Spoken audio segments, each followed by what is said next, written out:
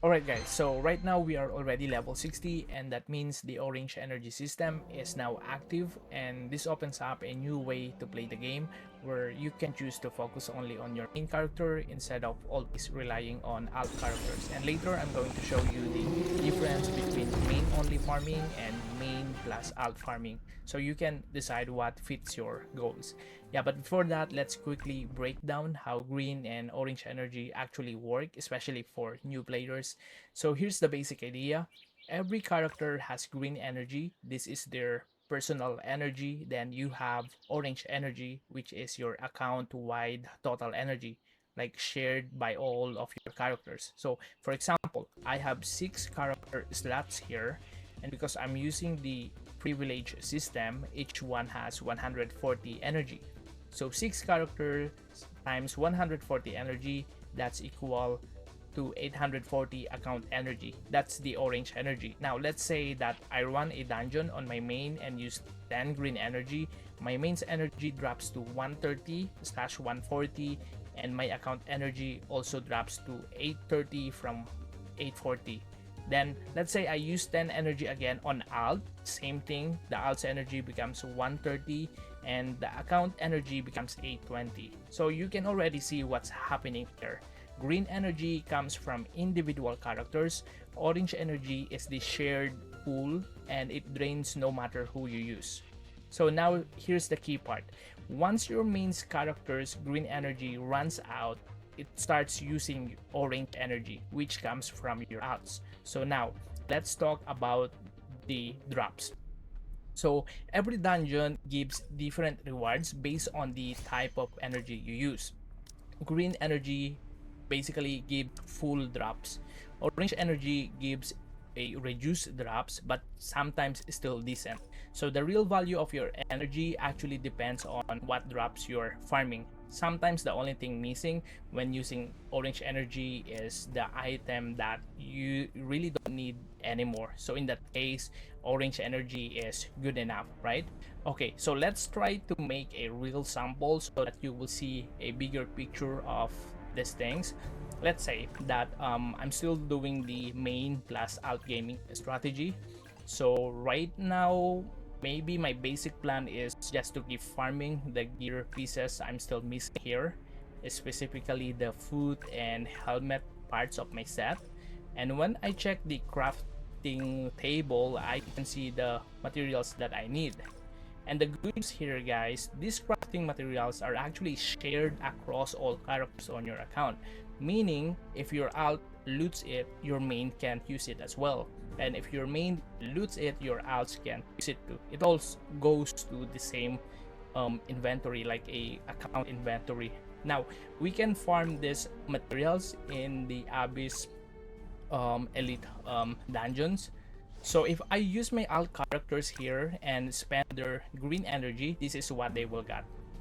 But if I use my main character and spend orange energy, this is the result. Okay, so if you compare them, the big difference is the epic drops, like the yellow ones. Those are missing when you are using orange energy. So what you're sacrificing is the chance to get those rare drops. Yeah, but take note, guys, these are really rare. So sometimes you might not get this in 10 runs, or yeah, this one is totally RNG. But the key thing here is you still get the crafting material you're aiming for. So no matter if it's green or orange energy, you're going to get this material that you need. So that's the first sample scenario. Now let's try another one. Okay, so this time, let's talk about this Abyss dungeon, not the elite dungeon Abyss version, but this one, the Abyssal Purgatory. Here, you can see that there are epic drops here for level 55 gear. But if you're using orange energy, look at the drop table. You don't get any epic gear at all. And if you read the energy rules under number 6, it says when consuming account energy, which is the orange energy, Abyssal Purgatory will not drop epic gear. Yeah, we saw that in the table, in the drop table.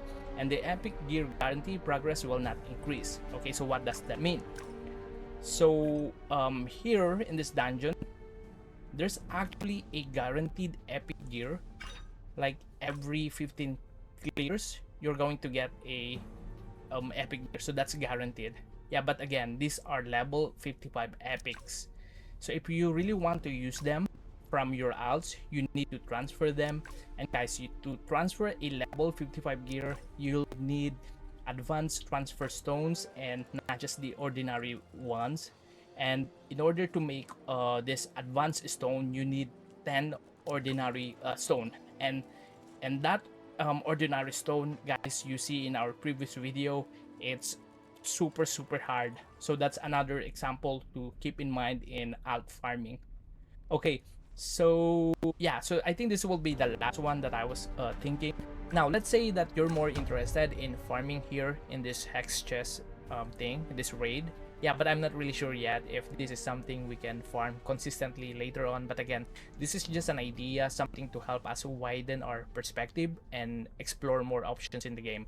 Okay, so here in this hex chest raid, the good thing here, guys, is you don't need energy to enter here. As far as I know, the only requirement here is the entry ticket. So if you're playing as a main only, maybe start by spending your green energy on Abyssal Purgatory first. Then after that, pick any dungeons that drop hex chest tickets. And most dungeons drop them actually. So you can just choose one with additional better loot, which is good insignias too. For example, this one. And in this case right now, you don't really need to worry about using green or orange energy, since the extra loot from green energy usually is not something you need. So it's totally fine if you use orange energy here. And it's better to use orange than green, because you can use green on other dungeons that will give you better loot. Okay, so those are just a few examples to help you understand how the green and orange energy works in this game. And I'm sure you will find your own farming routine that fits your goal and playstyle once you fully understand how the energy system works. And to be honest, level 60 is actually where the real end game begins. From here on, we're going to be doing different kinds of things in our journey. Some of you might be doing something else, I might be doing something else, so this will separate our journey. But again, what we are doing in this channel, we're trying to discover different systems of the game. So make sure you are subscribe so that you will be updated on things that I am discovering. And also guys, before I forget, don't forget the plus 12 upgrade vouchers you can get from all of your alts. They're super useful for upgrading your main gear. That's why right now I never use any single enhancement materials, like never since day one. I just use vouchers and I just keep selling the enhancement materials instead, because in our server they really sell like really fast. That's how I got all of this gold. But yeah, transferring those vouchers, again, it's not that easy. It takes a lot of time and effort to collect what you need for just a single transfer. Yeah, that said, if you want a full walkthrough, I already made a video explaining how I got these two power up epic gears I'm wearing right now, and they actually came from my alt characters, not from my main. So here in my main, I still have my plus 12 vouchers that I will be using on something else. So yeah, I hope this video helped you get a glimpse of the difference between focusing on your main and using alts. And as I said, level 60 is when the real game will start. This is where we begin experimenting with different farming setups. So in the next video, I think we'll dive deeper into farming routines for players who want to focus their energy green or orange on a main only setup, since we already learned a lot of things on the main plus alt farming setup. So see you on those videos as we explore more of this game together, and thank you so much for watching, and I'll see you